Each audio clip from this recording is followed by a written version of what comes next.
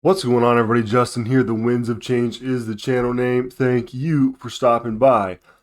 Today, we are going to look at the number one seller that I had that made me the most cash selling through Amazon FBA from last year, 2022. And we're also going to take a look at the worst item. So before we do that though, I'd like to thank everybody who is a subscriber to the channel, who follows the channel, who leaves comments and just interacts with the channel. I really appreciate that. Thank you so much. All right, let's get right into this. This is a screenshot or a snip from my inventory lab report of the ASIN profitability. So you can run an ASIN profitability report and it'll tell you the products that made you the most in a given amount of time and then also the least in a given amount of time. So that's just one of the benefits of Inventory Lab. So that's what this is. That's what we're looking at.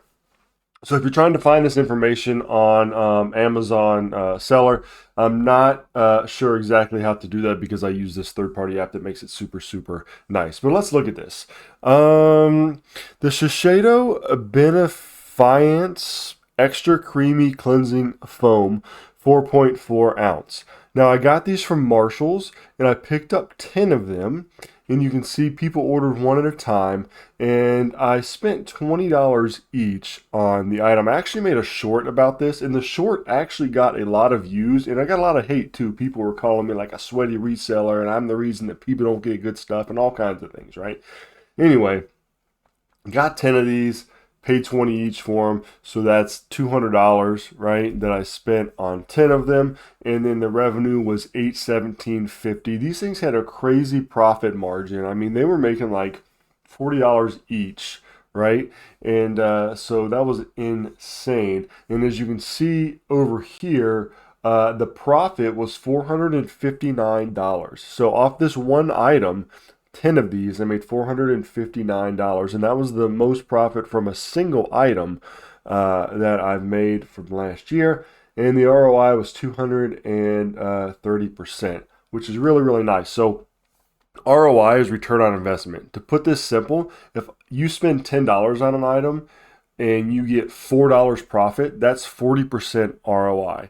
If it goes over 100%, that means you've more than like doubled your money. If it's 100% ROI, that means you've spent $10 and then you profit $10 back. So this, I got way over my money that I invested, and that's really awesome. I didn't find any more of these, and it's no surprise because if you look up this ASIN on Amazon, we can look this up real quick. You look at this ASIN on Amazon, you can see that it's not even available anymore, right? So I'm guessing that this particular type of item was sold for the price that it was because they're either stopping making them or Amazon stopping carrying them, or they're hard to find or something like that, right? So either way, I'm really glad that I picked those up. I went to a bunch of other Marshalls to try to find them and could not. So that was a good score there. Let's look at my worst one. The one that I have that I lost the most on, and this isn't too bad considering, sometimes you can lose a lot if you make bad buying decisions.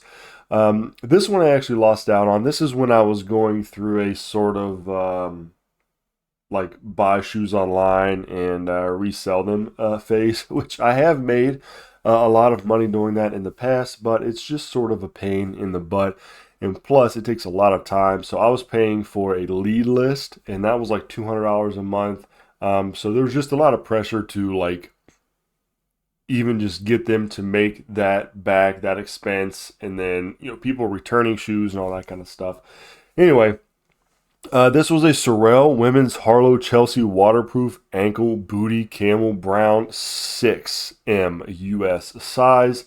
And as you can see, I spent $64 on this roughly, and somebody returned it is what happened, right?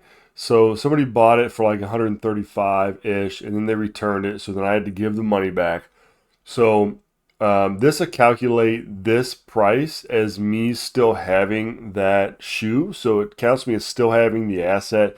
So it'll take the price I sold it for minus the asset price and then the profit off that sale was a negative $60 because that's the difference between the value of the item, roughly, and this right here, the actual revenue. So now these shoes, I have no idea where they're at. But again, if we look at the ASIN, they're not even listed anymore on Amazon. So I'm not sure what happened there, but you can't even find them on Amazon anymore.